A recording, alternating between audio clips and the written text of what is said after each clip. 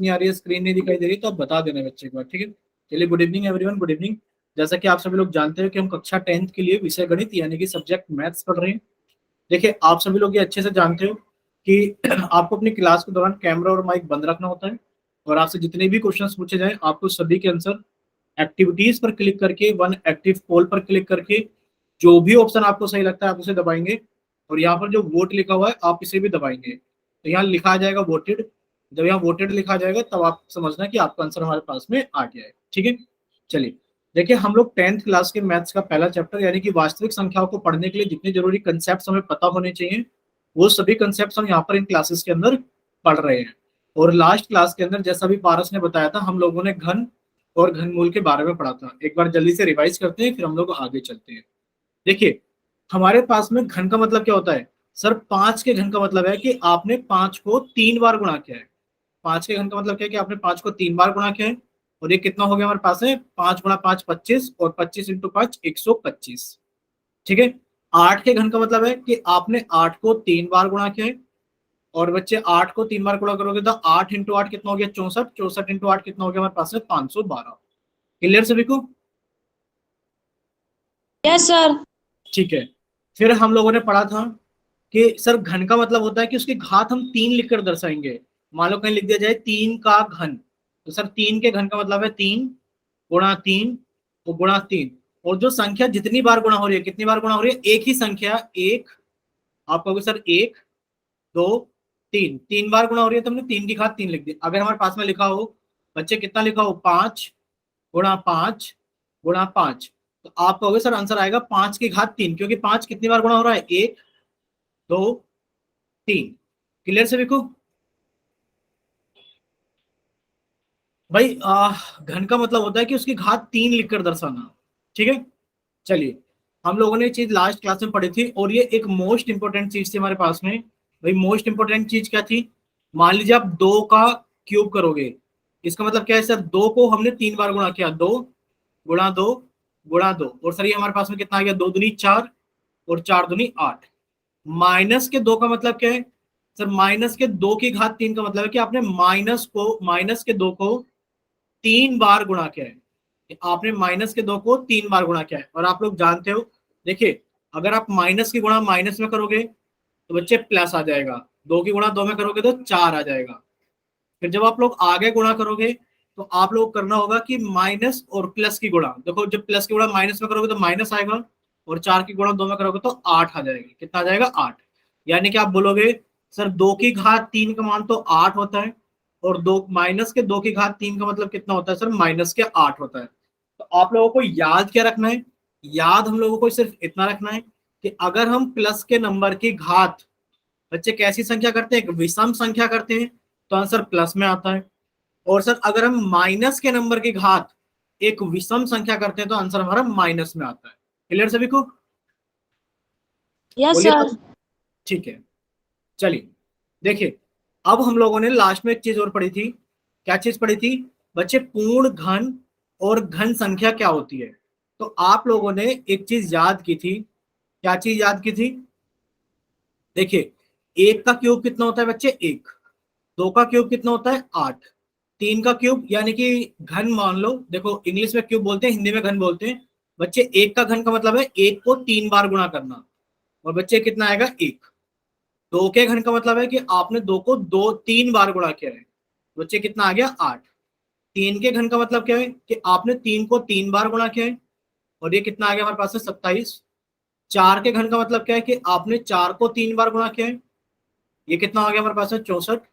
और 5 के घन का मतलब है कि आपने 5 को 3 बार गुणा किया है, और ये कितना आ गया हमारे पास में? 125। तो आप लोग देखिए, आप लोगों को कुछ नंबर दिखाई दे रहे हैं बच्चे। 1 का घन कितना है? आप कहोगे सर 1। 2 का घन कितना है? 8। 3 का घन कितना है? 27। तो सर, अगर हम देखें तो हमारे पास में जो पूर्ण घन या घन संख्या कौन सी होगी? 1, 8, 27, 64, 125। ये सभी 125 के बाद में 216, 216 के बाद में 343, 512, 729 और 1000। ये सभी संख्याएं आपकी पूर्णघन संख्या यानी कि घन संख्या होगी। और इनके बीच में जो संख्याएं बच गई, बच्चे बच कौन कौन गया सर? 2 बच गया, 3 बच गया, 4, 5, 6, 7। ये सभी संख्याएं हमारी पूर्ण घन संख्याएं नहीं होंगी। क्लियर? यानी कि वो संख्या जो किसी संख्या का घन होती है, जैसे कि 8 2 का घन होती है, 27 3 का घन होती है, 64 4 का घन होती है, 125 5 का घन होती है, 216 6 का घन होती है। तो जो संख्याएं किसी संख्याओं का घन होती हैं वो संख्याएं पूर्ण घन या फिर घन संख्याएं कहलाती हैं। क्लियर? बताइए बच्चे एक बार। Yes sir. ठीक है। Yes sir. और अब हम लोगों को पढ़ना था घनमूल के बारे में। देखिए, आप लोगों ने घन के बारे में सीखा। सर अगर आपसे पूछा जाए 5 का घन बताइए कितना है, तो आपने कहा सर 125। ठीक है। अगर आपसे पूछा जाए 5 का घनमूल, सॉरी 125 का घनमूल बताइए कितना होगा, तो बच्चे आप पहले लिखोगे कैसे? 125, 125 पे आपने ये निशान लगाया रूट वाला, और यहाँ पर आपने छोटा सा 3 लिखा। लास्ट क्लास में डिस्कस किया था कि बच्चे अगर हमारे पास लिखा है 25 और हमने 25 के ऊपर ऐसा लिखा, तो बच्चे इसका मतलब होता है वर्गमूल। अब आप चाहे यहाँ 2 लिखो, चाहे आप यहाँ 2 मत लिखो, कोई फर्क नहीं पड़ता। ठीक है। यानी कि अपने आप हम लोग समझ जाते हैं कि सर इसका मतलब है वर्गमूल। ठीक है। अब सर हमारे पास में अगर घनमूल है तो सर हमें यहाँ छोटा सा 3 लिखना होगा। जैसे कि सर 216 और हमने इसका घनमूल निकाला, छोटा सा 3 लिख दिया। सर 343, इसका घनमूल निकालना है तो हमने छोटा सा 3 लिख दिया। क्लियर सभी को? यानी कि घनमूल निकालने के लिए हम लोग इस चिन्ह का इस्तेमाल करते हैं। ठीक है। अब ये घनमूल होता क्या है? देखिए, घनमूल आप लोगों को ऐसे समझ लेना है कि बच्चे जैसे आपसे पूछा गया, पहले आप यहाँ पे समझे 5 का घन कितना होता है, आपने कहा सर 125। तो बच्चे 125 का घनमूल कितना हो जाएगा? आपने कहा सर 125 का घनमूल अगर हमें निकालना है तो सर 125 के सबसे पहले हम अभाज्य गुणनखंड करेंगे। 5 से काटा, सर 25 आ गया। सर 5 से काटा, 5 आ गया। सर 5 से काटा, 1 आ गया। यानी कि आप कहोगे सर अगर हमें 125 का घनमूल निकालना है तो सर हमने 125 के अभाज्य गुणनखंड लिखे, 5 गुणा 5 गुणा 5। और बच्चे घनमूल में हमें याद रखना है कि बच्चे घनमूल का मतलब होता है छोटा सा 3। यानी कि आपको अंदर 3 3 संख्याओं के जोड़े बनाने हैं। तो सर यहाँ पर एक जोड़ा बन गया और इसमें से 5 बाहर निकल गया। तो आप कहोगे सर 125 के घनमूल का मान कितना हो गया हमारे पास में? 5 होगा। बच्चे बताए क्लियर सभी को? Yes sir. ठीक है। यानी कि जब आपको घनमूल निकालना होगा तो आप लोगों को उनके अभाज्य गुणनखंड करने होंगे और उनके 3 3 के जोड़े बनाने होंगे। ठीक है। जैसे कि आपसे अगर मान लो पूछ लिया जाए कि आप 343 का घनमूल निकालो। बच्चे 343 का क्या निकालना है? घनमूल। तो आपने लिखा सर 343 का अगर हमें घनमूल निकालना है तो हम कैसे निकालेंगे? सर 343 के अभाज्य गुणनखंड किए। देखो 343 ना 2 से कटेगा, ना 3 से कटेगा, ना 5 से कटेगा, 7 से काटा। बच्चे 7 पंजे यानी कि 7 चौक 28। भाई 34 में से 28 घटाए तो 6 बचा 3, 7 नीम 63। सर सत्तू सत्तू 49। सर 7 एकम 7। आपने कहा सर 343 के घनमूल का मान हो गया हमारे पास में कितना? 7 गुणा 7 गुणा 7, और सर यहाँ छोटा सा 3। और सर हम लोग जानते हैं कि सर घनमूल में हमें 3 3 के जोड़े बनाने होते हैं, तो 7 का एक जोड़ा बन गया 3 में, तो सर हमारे पास में 7 आ गया। बच्चे यहां तक बताइए क्लियर सभी को? Yes sir. ठीक है। अब आप लोग एक चीज और देखिए। क्या चीज हमें देखनी है बच्चे? देखो, अगर आपसे पूछा जाए, यहीं पर समझिए, घनमूल 56 का मान पूछ लिया जाए, आपसे पूछा जाए बताइए घनमूल 56 है हमारे पास में, इसका मान कितना होगा? तो आप लोगों ने 56 के अभाज्य गुणनखंड किए। बच्चे 2 से काटा, 28 आ गया। 2 से काटा, 14 आ गया। 2 से काटा, 7 आ गया। 7 से काटा, 1 आ गया। यानी कि आप लिखोगे कि सर यहां पर अगर 56 को देखा जाए तो 2 गुणा 2 गुणा 2 गुणा 7, और सर यहाँ पर हमने छोटा सा 3 लिख दिया क्योंकि घनमूल निकालना है। बच्चे घनमूल में हमें 3 के जोड़े बनाने होते हैं। बच्चे ये जोड़ा बन गया, इसमें से 2 बाहर आ गया, बचा कितना हमारे पास में? आप कहोगे सर 7 तो ऐसा ही बच गया जिसका जोड़ा नहीं बना। तो बच्चे जिसका जोड़ा नहीं बनेगा आप उसको ऐसे ही लिखोगे। क्लियर सभी को? Yes sir. यानी कि 2 की गुणा हम घनमूल 7 के साथ में कर देंगे तो ये हमारे पास में घनमूल 56 का मान होगा। ठीक है। चलिए, हमें एक चीज और याद रखनी है। क्या याद रखना है? बच्चे घनमूल का मतलब होता है कि घात कितनी है हमारे पास में? 1/3। हमने ये भी पिछली क्लास में सीखा था कि बच्चे वर्गमूल होता है हमारे पास में। देखो एक क्या होता है हमारे पास में, आप कहोगे सर एक होता है हमारे पास में वर्गमूल। तो बच्चे वर्गमूल का मतलब होता है ये वाला चिन्ह, और आप यहां पर दो लगा भी सकते हो और दो नहीं भी लगाओगे तब भी काम चल जाएगा। एक होता है हमारे पास में घनमूल। बच्चे घनमूल का मतलब क्या होता है कि ये वर्गमूल वाला चिन्ह और उसके आगे छोटा सा 3, ये जरूरी होता है लिखना। ये क्या होता है, जरूरी होता है। तो बच्चे वर्गमूल का मतलब होता है कि सर घात 1/2, और सर वर्गमूल का मतलब कितना होता है, घात 1/3। क्लियर सभी को? Yes sir. ठीक है, चलिए अब देखिए हम लोग आगे चलते हैं। हमसे पूछा गया कि अभाज्य गुणनखंड विधि द्वारा आप घनमूल ज्ञात करो 216 का। तो आपने 216 के क्या किए, सबसे पहले अभाज्य गुणनखंड किए। बच्चे 2 से काटा, सर 2 से काटा, 2 एकम 2। देखो जब आप 2 से भाग करोगे 216 को तो कैसे करोगे बच्चे, 2 एकम 2, सर कट गया, ऊपर से उतारा 1। बच्चे ऊपर से उतारी गई संख्या में हमेशा भाग करना होता है, ऊपर से उतारी गई संख्या में हमेशा भाग करना होता है। तो आपने कहा सर 2 के पहाड़े में 2 जीरो जा 0, सर घटाया तो 1 बच गया, ऊपर से कितना उतारा हमने, 6 उतारा, 2 अट्ठे 16। यहां तक क्लियर से लिखो, यानी कि कितना आ गया हमारे पास में, 108। जब आप 108 को 2 से भाग करोगे तो बच्चे कितना आ गया, 2 पंजे 10, 2 चौक 8। फिर आपने इसको 2 से भाग किया तो कितना आ गया, 27। फिर आपने इसको 3 से भाग किया, सर 9 आ गया। फिर हमने 3 से भाग किया, सर 3 आ गया। 3 से भाग किया, 1 आ गया। यानी कि आप लोग कहोगे कि सर अगर हमें घनमूल 216 का मान निकालना है, घनमूल 216 का मान निकालना है, तो सर हमने 216 के अभाज्य गुणनखंड किए, और ये कितने आ गए हमारे पास में, 2 गुणा 2 गुणा 2 गुणा 3 गुणा 3 गुणा 3। यहां तक क्लियर सभी को? यस देखिए सर। अब आपने कहा सर घनमूल का मतलब क्या होता है, सर 3 3 के जोड़े बनाने। सर 2 का जोड़ा बन गया 3 संख्याओं में, सर 2 बाहर निकल गया, गुणा सर 3 का जोड़ा बन गया 3 संख्याओं में, सर 3 बाहर निकल गया। तो आंसर कितना आ गया हमारे पास में, आपको भी सर आंसर आ गया 6। यानी कि घनमूल 2 से 16 का मान कितना है हमारे पास में, 6। बच्चे क्लियर सभी को? Yes sir. ठीक है, चलिए अब आप लोग देखिए, आप लोगों से क्वेश्चंस पूछे जाएंगे और आपको उनके आंसर पोल सेक्शन के अंदर करने हैं, ठीक है? चलिए हम आपका पहले चैट सेक्शन बंद कर देते हैं। हमने आपका चैट सेक्शन बंद कर दिया है, और हमने आपका पोल सेक्शन क्वेश्चन नंबर 115 के लिए, 115 के लिए, एक सेकेंड रुकना, ठीक है?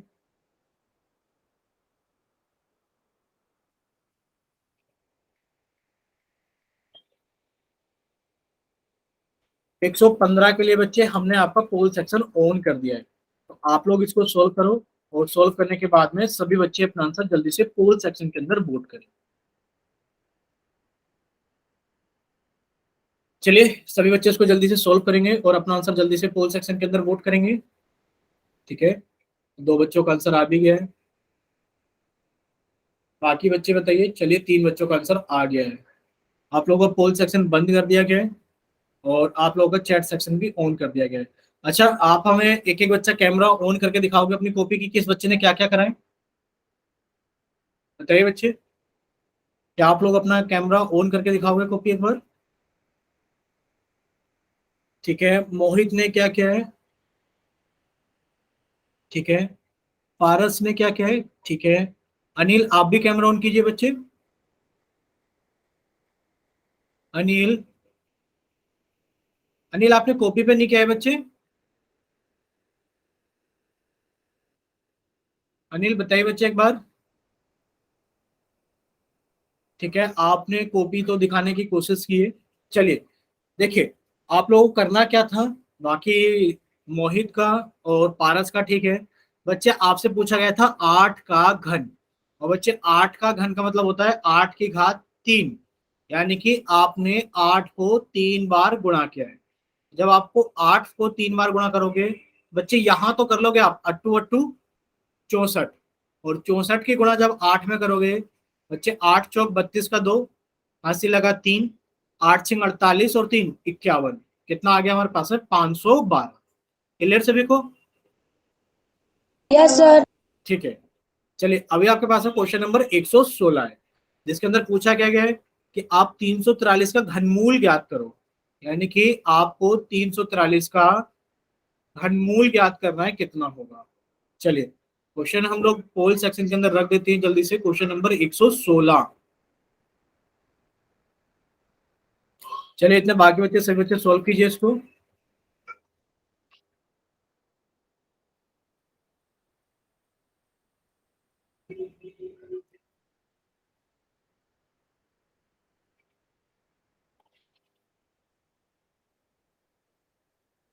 चलिए सॉल्व कीजिए सभी बच्चे इसको जल्दी से।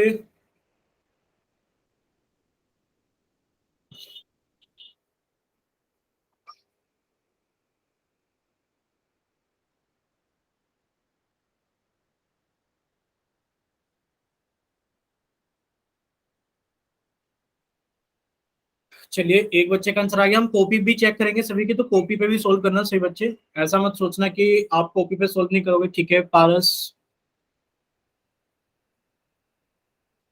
ठीक है पारस आपका ठीक है बच्चे।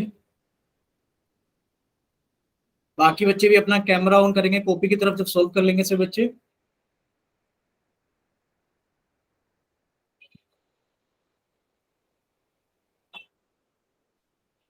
अभी तक सिर्फ एक ही बच्चे ने वोट किया है, पारस ने, वो भी पारस आप ही ने वोट किया ना अभी। Yes sir. ठीक है।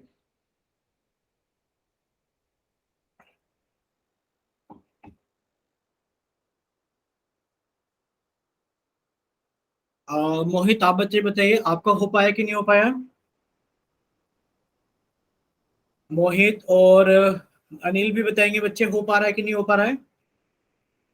देखो टाइम लगाने से अच्छा है कि अगर आप कर पा रहे हो तो बताइए, अगर नहीं कर पा रहे हो तो फिर हम लोग आगे चलते हैं।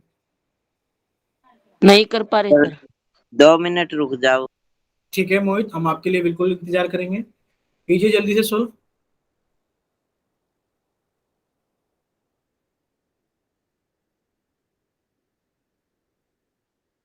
अनिल आपको अभाज्य गुणनखंड आते हैं बच्चे करना।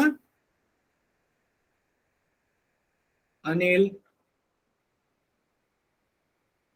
देखिए अगर आपको अभाज्य गुणनखंड करना आता है तो अनिल आप अपने अपनी कॉपी के अंदर जल्दी से 343 के अभाज्य गुणनखंड कर दो। 343 के अभाज्य गुणनखंड कर दो जल्दी से। नहीं आता सर। अभाज्य गुणनखंड नहीं आता आपको।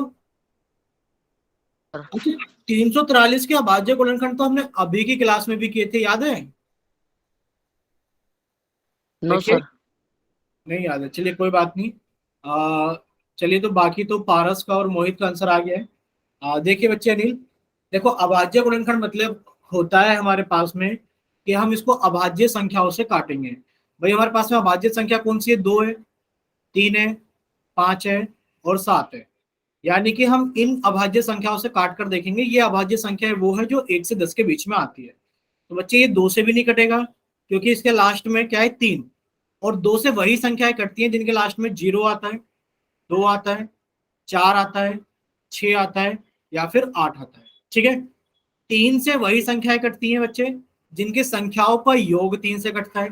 जैसे कि अगर हम 343 की संख्याओं को जोड़ें तो बच्चे 343 की संख्याओं को जोड़ेंगे तो हमारे पास में 10 आ गया। और ये 10 3 से नहीं कटता, तो ये 343 भी 3 से नहीं कटेगा। बच्चे 5 से वही संख्याएं कटती हैं जिनके लास्ट में 0 आए या फिर 5 आए, यानी कि संख्या 5 से भी नहीं कटेगी। अब हम चलते हैं 7 के पास में। तो बच्चे जब आप इसे 7 से काटोगे, आपने इसे 7 से काटा, 7 चौक 28। बच्चे 34 में से 28 गए, देखो भाग करके देखो। आपने 7 से भाग किया 343 को, तो 7 चौक 28, घटाया तो 6 आ गया, ऊपर से 3 उतारा, 7 नीम 63। तो आपके पास में कितना आ गया, 49। फिर आपने इसको 7 से काटा, सत्तू सत्तू 49, 7 से काटा तो 1 आ गया। यानी कि आप कहोगे कि सर घनमूल 343 को, सर घनमूल 343 को हम लोग ऐसे लिख सकते हैं, 7 गुणा 7 गुणा 7, और सर यहाँ पर छोटा सा एक 3 लिख दिया। और हम लोग जानते हैं सर घनमूल का मतलब होता है कि अंदर वाली संख्याओं के 3 3 के जोड़े बनाने। तो सर ये जोड़ा बन गया 7 में 3 संख्याओं में, तो सर इसमें से एक संख्या बाहर आ गई 7। आप कहोगे सर घनमूल 343 का मान कितना आ गया है हमारे पास में? 7 आ गया है। क्लियर सभी को? बच्चे अनिल बताइए, अब आपको क्लियर है? Yes sir. ठीक है, तो अब हम लोग आगे चलेंगे। देखिए आगे सभी बच्चे ध्यान से सुनना, आज एक नई चीज स्टार्ट करने वाले हैं हम लोग। क्या स्टार्ट करेंगे हम स्टार्ट करेंगे अप्रिमेय संख्याओं के बारे में। किसके बारे में? अप्रिमेय संख्याओं के बारे में। अच्छा, आप लोगों ने प्रिमेय संख्याओं के बारे में सुना है? ये बताइए पहले।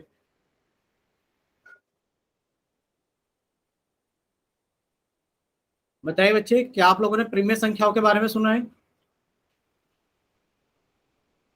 पारस, मोहित, अनिल, बच्चे आप बताइए, किसी ने भी सुना है क्या इनके बारे में? सुना सर। Yes sir. ठीक है, बताइए बच्चे, प्रिमेय संख्याएं क्या होती हैं, अगर किसी को पता है तो? देखो ऐसा कोई जोर जबरदस्ती वाली बात नहीं है, आपको जो भी पता है, जैसा भी पता है, जैसा भी आप लोगों ने सुन रखा है, आप बता दो। या तो वो सही होगा या वो गलत होगा, बाकी हम लोग तो पढ़ेंगे। कोशिश करो एक बार, क्या पता आप लोगों को सही चीजें पता हो। पारस आप बताइए बच्चे अपनी तरफ से जो भी आपको पता है। चलिए, नहीं बताना चाहते कोई बात नहीं, ठीक है। चलिए हम आपको समझाएंगे। आपसे बच्चे अपनी कॉपी के अंदर हेडिंग डालो जल्दी से, कि आज हम दो चीजों के बारे में सीखेंगे। अपरिमेय संख्याएं कौन सी होती है और परिमेय संख्याएं कौन सी होती है। शायद परिमेय संख्याओं के बारे में तो हम लोगों ने पढ़ा था, अगर आप लोगों को याद है तो। देखिए परिमेय संख्याएं क्या होती हैं और अपरिमेय संख्या क्या होती है। आप लोग यहाँ पर एक अपनी कॉपी के अंदर लाइन लगा लो, एक तरफ लिख लो परिमेय संख्याएं, एक तरफ लिख लो परिमेय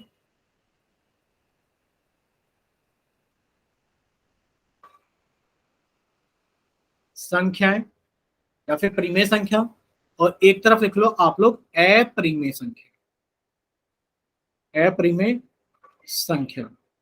देखो आप लोगों को सिर्फ याद क्या रखना है बच्चे। अच्छा एक चीज बताइए, अगर हमने यहाँ पे 3 लिखा है और 3 के नीचे कुछ भी नहीं है, तो क्या हम इसके नीचे 1 मान सकते हैं? बच्चे बताइए माइक ओपन करके। Yes sir. ठीक है, यानी कि परिमेय संख्याएं वही संख्याएं होती हैं जिन्हें हम लोग P अपॉन Q, यानी कि जिन संख्याओं को, सर वो सभी संख्याएं जिन्हें हम P अपॉन Q के रूप में लिख सकते हैं। बच्चे आप लोगों ने पूर्णांक के बारे में सुना है? बच्चे बताइए, क्या आप लोगों को याद है पूर्णांक के बारे में? यस देखिए सर। पूर्णांक क्या होते हैं? पूर्णांक को हम लोग इंग्लिश में इंटीजर बोलते हैं। सर पूर्णांक के समूह को हम लोग जेड से दर्शाते हैं। और सर कौन सी संख्याओं को समूह पूर्णांक को दर्शाता है? सर सभी प्राकृतिक संख्याएं, 1 2 3 4। और सर हमारे पास है प्राकृतिक संख्याओं में 0 को रख दो, और सर प्राकृतिक संख्याओं के माइनस वाले निशान, सर -1 -2 -3। सर ये सभी जो संख्याओं का समूह है, सर सभी प्राकृतिक संख्या है। सर सभी प्राकृतिक संख्याएं 1 2 3 4 5 6, या फिर 0, और या फिर सर माइनस संख्या हो सकती है, बट वो प्राकृतिक संख्या ही होनी चाहिए, बस उसके आगे माइनस साइन लगाओ, तो वो सभी संख्याएं हमारी पूर्णांक कहलाती हैं। तो बच्चे परिमेय संख्याएं कौन सी होती है? परिमेय संख्या को होने के लिए 3 कंडीशन होनी चाहिए। क्या सर? 3 में से पहली कंडीशन तो ये है कि सर वो सभी संख्याएं जिन्हें हम P अपॉन Q के रूप में लिख सकें। सर दूसरी कंडीशन ये है कि सर P और Q दोनों ही पूर्णांक हो, यानी कि दोनों ही हमारे क्या हो? पूर्णांक हो, यानी कि इनमें से ही कोई सी संख्या हो, 1 हो 2 हो 3 हो 4 हो अप टू इनफाइनाइट, और या फिर 0 हो, या फिर -2 -3 -1 -4 कुछ भी हो, यानी कि P और Q दोनों के ही दोनों हमारे पास में क्या हो? सर पूर्णांक हो। और सर Q की वैल्यू कभी भी 0 के बराबर नहीं होनी चाहिए, यानी कि याद कर लो बस सर नीचे कभी 0 ना आए। सर नीचे कभी क्या नहीं आना चाहिए? 0 नहीं आना चाहिए। मान लो ऊपर 0 आ जाए, बताइए क्या 0 एक हमारे पास में प्रीमेय संख्या है? तो आप कहोगे हाँ सर। सर जिसके नीचे कुछ नहीं होता उसके नीचे 1 होता है, यानी कि सर हमने इसको P अपॉन Q के रूप में लिख दिया। सर ये भी एक पूर्णांक है और ये भी एक पूर्णांक है, और सर नीचे की वैल्यू 0 भी नहीं है, तो आप कहोगे सर 0/1, यानी कि सर 0 एक प्रीमेय संख्या है। बच्चे बताइए क्लियर सभी को? Yes sir. ठीक है, यानी कि हमें प्रीमेय संख्याएं पता लग गई हैं कि सर वो सभी संख्याएं जिन्हें हम लोग P अपॉन Q के रूप में लिख सकते हैं। सर P और Q दोनों ही पूर्णांक होने चाहिए, और Q की वैल्यू 0 ना हो, वो सभी संख्याएं हमारी प्रीमेय संख्या कहलाती है। अब बच्चे अप्रिमेय संख्या क्या होती है? बच्चे याद कर लो, सर अप्रिमेय संख्याएं वो होती हैं जिन्हें हम पी अपॉन क्यू के रूप में नहीं लिख सकते, जिन्हें हम पी अपॉन क्यू के रूप में नहीं लिख सकते। अगर मान लो पी अपॉन क्यू के रूप में लिख भी दिया तो आप कहोगे कि सर पी और क्यू ये दोनों के दोनों ऐसा हो सकता है कि इनमें से कोई एक पूर्णांक ना हो या दोनों ही पूर्णांक ना हो। क्लियर? जैसे कि आपको याद करना पड़ेगा बच्चे, आपको याद करना पड़ेगा, क्या चीज याद करनी पड़ेगी कि पाई, भाई पाई का नाम सुना है आप लोगों ने? पाई बच्चे आप सर। लोग ऐसे भी बना सकते हो पाई। बच्चे क्या आप लोगों ने पाई का नाम सुना है? बच्चे बताओ कहाँ सुना है पाई का नाम? सुना जरूर होगा। अगर आप लोग गणित पढ़ते हो, 6th क्लास से पाई आना शुरू हो जाता है, तो बच्चा आप लोगों को याद करना होगा जो पाई हमारे पास में होता है। बच्चे पाई एक अप्रिमेय संख्या है। पाई क्या है? एक अप्रिमेय संख्या है। अब आपको लग रहा होगा सर पाई को तो हम लोग 22/7 लेते हैं। नहीं बच्चे, ये पाई का एग्जैक्ट मानिए, पाई की लगभग वैल्यू है 22/7 या फिर पाई की लगभग वैल्यू है 3.14। ये पाई की वैल्यू नहीं है, ये पाई की लगभग वैल्यू है। तो हम लोग बोलेंगे कि आपको याद करना पड़ेगा कि सर जो गणित में पाई होता है, जिसको हम लोग व्रत वाले चैप्टर में इस्तेमाल करते हैं पाई, सर वो एक अप्रिमेय संख्या होती है। याद याद रहेगा सभी को? Yes sir. ठीक है सर, एक तो पाई हमारे पास में अप्रिमेय संख्या होती है। सर और बताओ अप्रिमेय संख्याएं कौन सी होती हैं?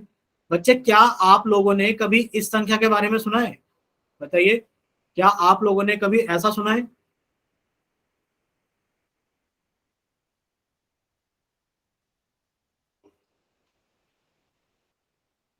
बच्चे क्या आप लोग इसको जानते हो?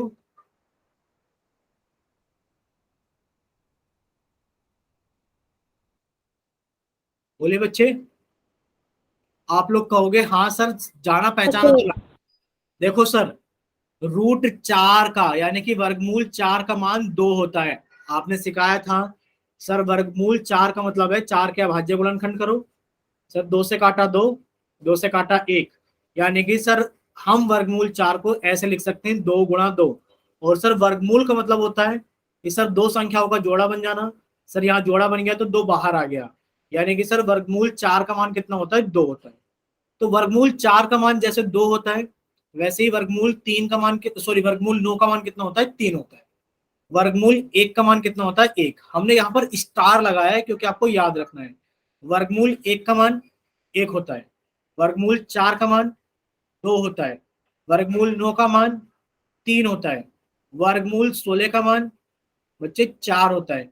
तो ऐसी संख्याओं को छोड़ दो, एक तो इसको छोड़ दो, इसको छोड़ दो, इसको छोड़ दो, इसको छोड़ दो, क्योंकि इनके मान 1 2 3 4, कोई ना कोई 5 भी होता होगा।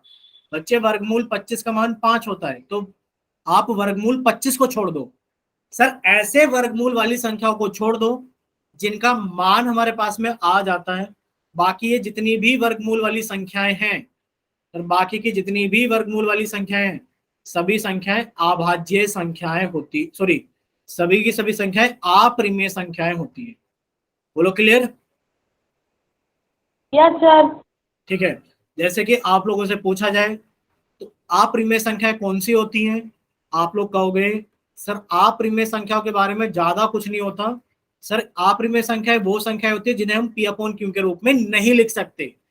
और सर अगर मान लो आपने लिख भी दिया पी अपॉन क्यू के रूप में, तो हो सकता है सर पी या क्यू इनमें से कोई भी एक या फिर दोनों पूर्णांक ना हो। क्लियर? जैसे कि आप लोगों ने एक तो अप्रिमेय संख्या का एग्जाम्पल उदाहरण याद किया कि बच्चे अप्रिमेय संख्या का उदाहरण कौन सा है? पाई। सर पाई एक अप्रिमेय संख्या है जिसकी लगभग वैल्यू 22/7 या फिर 3.14 होती है। बच्चे एक तो पाई एक अप्रिमेय संख्या है, दूसरा सर √2, सर वर्गमूल 3, वर्गमूल 5, 6, 7, 8, 10, 11। अब आपको लग रहा होगा सर √2 के नीचे कुछ नहीं है, उसके नीचे 1 लिख देंगे। बिल्कुल, आपने से पी अपॉन क्यू के रूप में लिख दिया। पर बच्चे ये बताओ क्या √2 एक हमारी पूर्णांक है? आप कहोगे सर √2 पूर्णांक नहीं होता। पूर्णांक कौन होता है? 1 होता है, 2 होता है, 3 होता है, 4 होता है।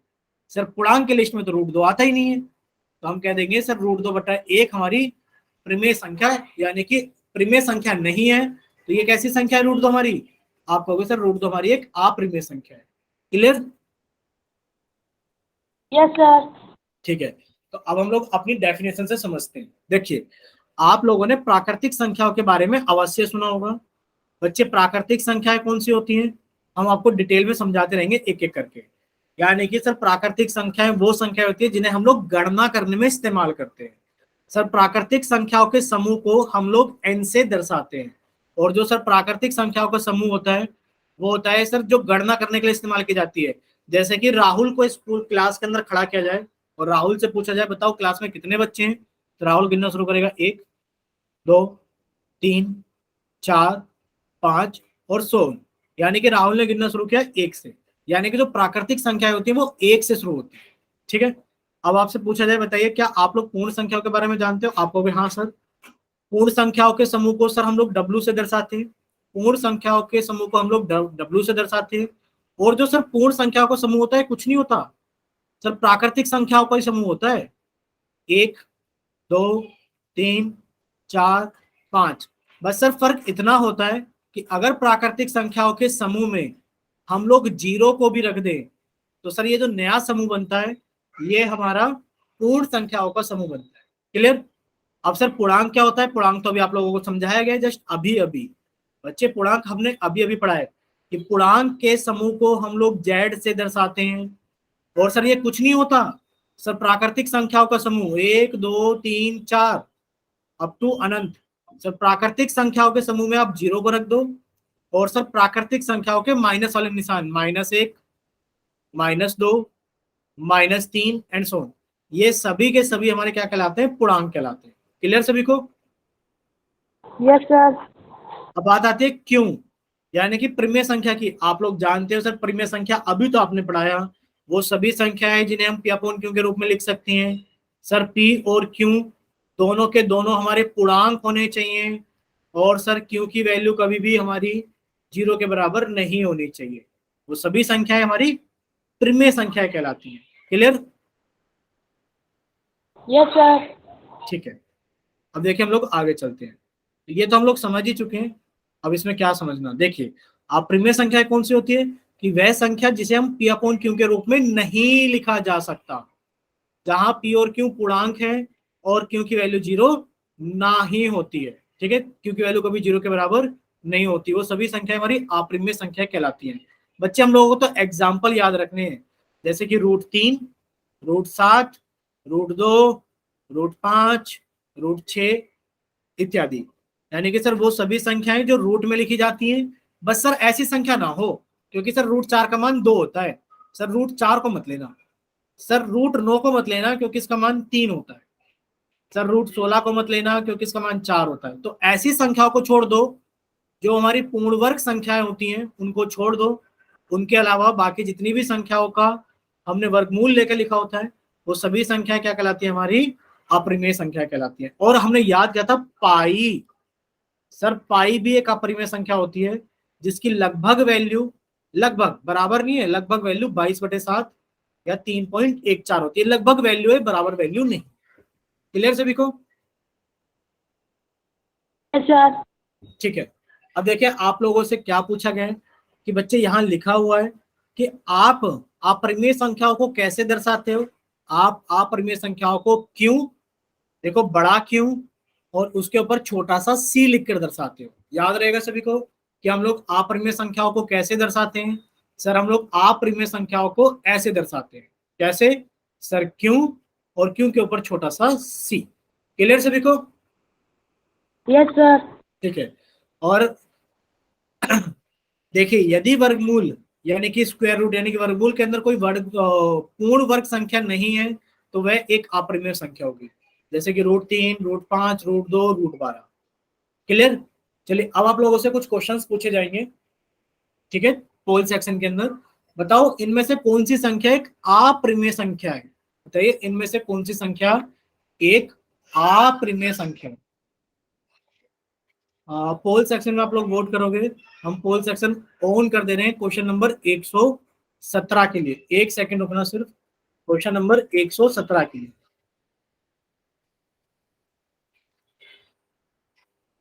चलिए, आप लोगों के पास में पोल सेक्शन आ गया होगा, अब आप लोग अपना आंसर वोट कर सकते हैं पोल सेक्शन के अंदर।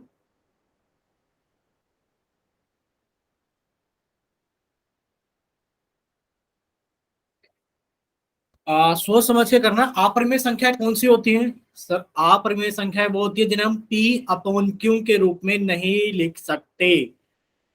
सर रूट वाली संख्याएं हमारी अपरिमेय संख्या होती है। सर रूट के अंदर पूर्ण वर्ग संख्या ना हो, यानी कि सर उसके अगर हम अभाज्य गुणनखंड करें तो उसके जोड़े ना बने। ठीक है, चलिए सोल्व कीजिए और बताइए हमें कि इसका कौन सा ऑप्शन सही होगा। सिर्फ एक बच्चे ने वोट किया है। अच्छा, माइक ओपन करके बताओ बच्चे, किसने वोट किया है अभी तक? सिर्फ मैंने किया सर। ठीक है, पारस, वेरी गुड। पारस ने अपना आंसर वोट किया है और पारस का आंसर ठीक भी है। देखिए, पारस पढ़ते हैं अब घर पर, पहले का हमें पता नहीं, पर अभी पारस हमेशा क्लास ज्वाइन करते हैं और सारे आंसर ठीक भी करते हैं।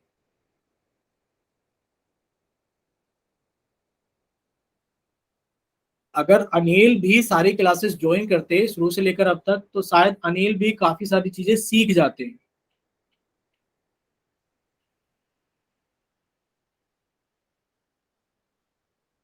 चलिए, वेरी गुड, कोई बात नहीं। दो बच्चों ने अपना आंसर कर दिया। बच्चे माइक ओपन करके बताइए अभी किस बच्चे ने वोट किया है। मैंने किया है सर। ठीक है मोहित, वेरी गुड बच्चे।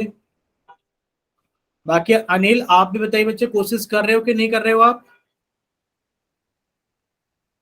माइक ओपन करके बताइए अनिल, आप कोशिश कर रहे हो कि नहीं कर रहे हो बच्चे? चलिए, आप लोगों का पोल सेक्शन बंद किया जाता है। शायद अनिल नहीं कर रहे हैं क्योंकि वो माइक भी ओपन करके नहीं बता रहे हैं। देखिए, आप लोगों से पूछा गया था, क्या पूछा गया था कि बताइए निम्न में से कौन एक अप्रिमेय संख्या है। बच्चे हमें बताना है कि इनमें से कौन सी एक संख्या है जो अप्रिमेय संख्या है। तो आप लोग क्या कहोगे? सर अप्रिमेय संख्या वो होती है जिन्हें हम P अपॉन Q के रूप में नहीं लिख सकते। और सर अगर इनको जबरदस्ती हमने P अपॉन Q के रूप में लिखा तो ऐसा हो सकता है कि सर P और Q हमारे पूर्णांक ना बन पाए। ठीक है, चलिए देखिए, बी ऑप्शन में तो ये तो 1/2 लिखा है बच्चे, ये तो P अपॉन Q के रूप में लिखा है। सर ये भी पूर्णांक है, ये भी पूर्णांक है। सर ये तो हमारी प्रिमेय संख्या है, ये तो हमारी प्रिमेय संख्या है।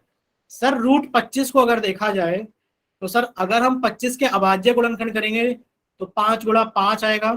कितना आ जाएगा बच्चे? आप कहोगे सर 5 गुणा 5 आएगा, और सर इस जोड़े में से 5 बाहर आ जाएगा, यानी कि सर वर्गमूल 25 का मान तो 5 होता है।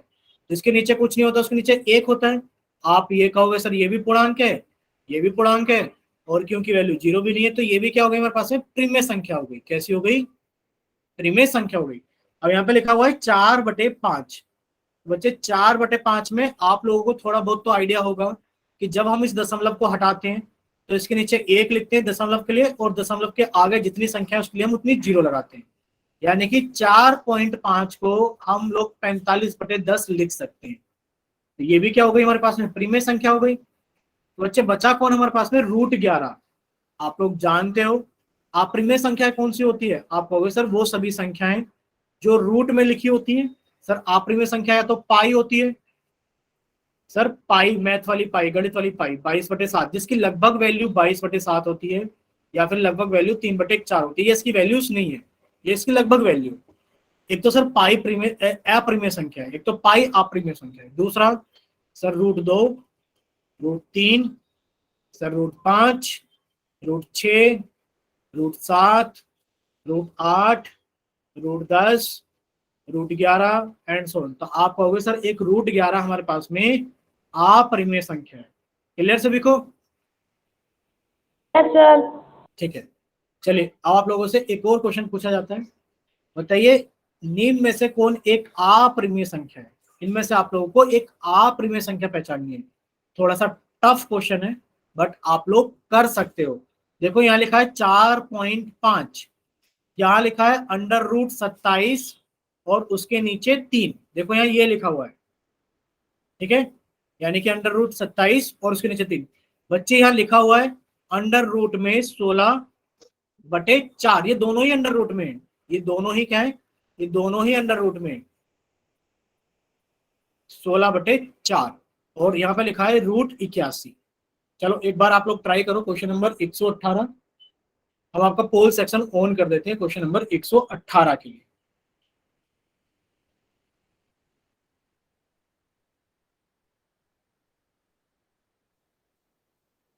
चलिए ट्राई कीजिए से बच्चे।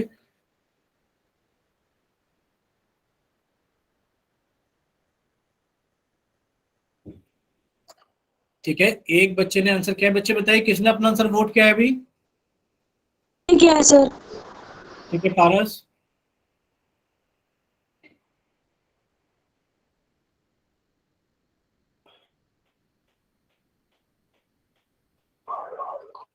बाकी और बताइए बच्चे, कोई और बच्चा अपना आंसर वोट कीजिए जल्दी से। पारस ने तो कर दिया, तो पारस का ठीक भी है, पारस का सही भी है।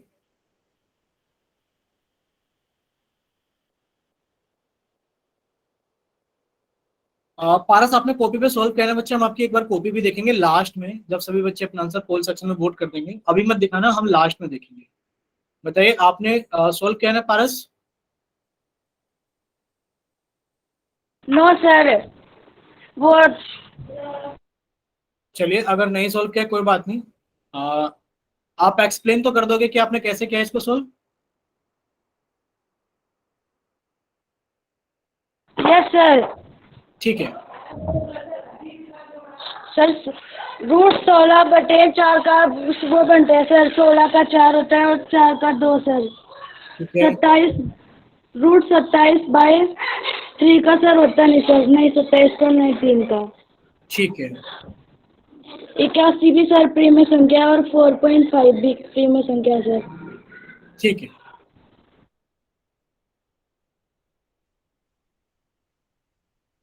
चलिए कोई और बच्चा कर रहा है क्या, भी बताइए।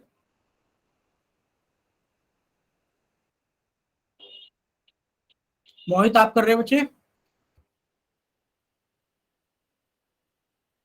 नहीं कर रहे, ठीक है कोई बात नहीं। हम आपका पोल सेक्शन बंद कर देते हैं अभी, और आप लोग सामने देखिए जल्दी से। मोहित और पारस समझिए बच्चे, आपका पोल सेक्शन हमने बंद कर दिया। देखिए बच्चे, आप लोगों से पूछा गया था अपरिमेय संख्या बताइए कौन सी है। तो बच्चे आप लोगों को याद रखना पड़ेगा अपरिमेय संख्या कौन सी होती है।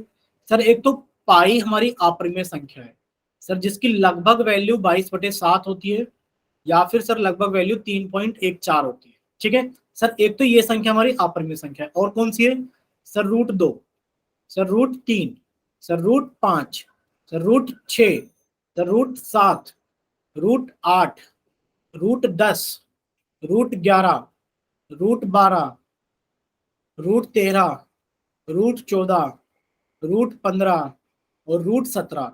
आप लोगों को लग रहा होगा हमने कुछ संख्याएं छोड़ी हैं। सर आपने 15 के बाद 17 लिखा, यानी कि √16 छोड़ा।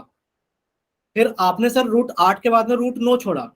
सर √3 के बाद में √4 छोड़ा, क्योंकि आप लोग जानते हैं बच्चे √4 का मान सर 2 होता है, √9 का मान 3 होता है, √16 का मान 4 होता है। तो बच्चे √81 का मान कितना होगा? आप कहोगे सर √81 का मान होगा सर 9 × 9, और सर जोड़े में से एक बाहर निकल गया, तो सर इसका मान आ गया √81 का मान 9 आ गया। तो बच्चे 9 के नीचे तो हम 1 लिख सकते हैं, बच्चे 9 के नीचे तो हम लोग 1 लिख सकते हैं।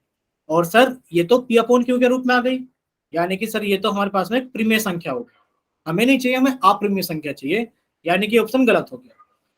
ये पारस ने एकदम सही बोला था कि सर ये लिखा हुआ है रूट के अंदर 16/4, बच्चे इसको काटा तो 4 आ गया, यानी कि ये वैल्यू आ गई √4। और √4 का मान तो सर 2 होता है, सर 2 के नीचे तो 1 लिख देंगे, तो सर ये तो प्रिमेय संख्या हो गई। सर 4.5 में हमने समझा था अभी पहले वाले सवाल में कि इसका दशमलव हटाएंगे, तो सर इसको हम लिख सकते हैं 45/10, यानी कि सर ये तो P/Q के रूप में आ गई। अब बात कर लेते हैं √27/3 की। बच्चे √27 को आप कितना लिखोगे? अभाज्य गुणनखंड किया हमने भाई, 3 से काटा 9 आया, 3 से काटा 3 आया, 3 से काटा 1 आया, यानी कि सर √27 को हम लोग लिख सकते हैं 3 × 3 × 3/3। और आप लोग जानते हो, क्या चीज जानते हो कि सर अगर किसी संख्या का अंदर जोड़ा बन जाता है तो सर वर्गमूल में वो संख्या बाहर निकल जाती है। बच्चे 3 बाहर निकल गए तो बचा कितना?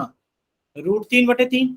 और आप लोग जानते हो बच्चे 3 से 3 कट गया, क्योंकि मतलब मान लो 6 लिखा है, ऊपर नीचे 3 लिखा है, तो 3 एकम 3, 3 दूनी 2 कट गया भाई, 3 दूनी 6 लिखा है 3/3, तो आप लोग काट देते हो, 1 आ गया, 3 से 3 आपने काट देते हो, कितना आ गया हमारे पास में √3। और बच्चे √3 क्या होते हैं हमारे पास में, एक अपरिमेय संख्या होती है। क्लियर सभी को? Yes sir. ठीक है। एक बार हमें ये भी बताएंगे, क्या नाम है मोहित, आपको भी क्लियर है? ठीक है, यानी कि बाकी बच्चे लेफ्ट कर चुके हैं क्लास को, सिर्फ पारस ही है। तो पारस, यहाँ तक सारी चीजें क्लियर है आपको? Yes sir. कोई डाउट इसमें? No sir. ठीक है, तो आगे लिखी हुई है वास्तविक संख्याएं। तो पारस, ये टॉपिक हम लोग नेक्स्ट क्लास में शुरू करते हैं, ठीक है। एक बार हम बात कर लेते हैं अभिमन्यु सर से, क्योंकि बच्चे बहुत कम क्लास ज्वाइन कर रहे हैं, तो एक बार अभिमन्यु सर से बात करते हैं इस चीज के बारे में, तब हम आपका क्लास स्टार्ट करते हैं एक बार, ठीक है। अभी वैसे भी 5 ही मिनट बचते हैं पारस, अगर आपको कोई डाउट है तो आप पूछ सकते हो, ठीक है। Okay sir.